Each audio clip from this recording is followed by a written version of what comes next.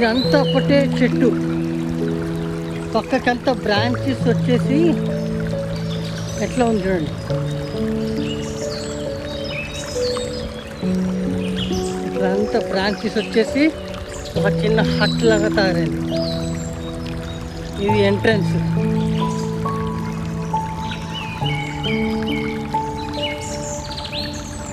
ఇక్కడ లోపల చెట్లు ట్రంక్.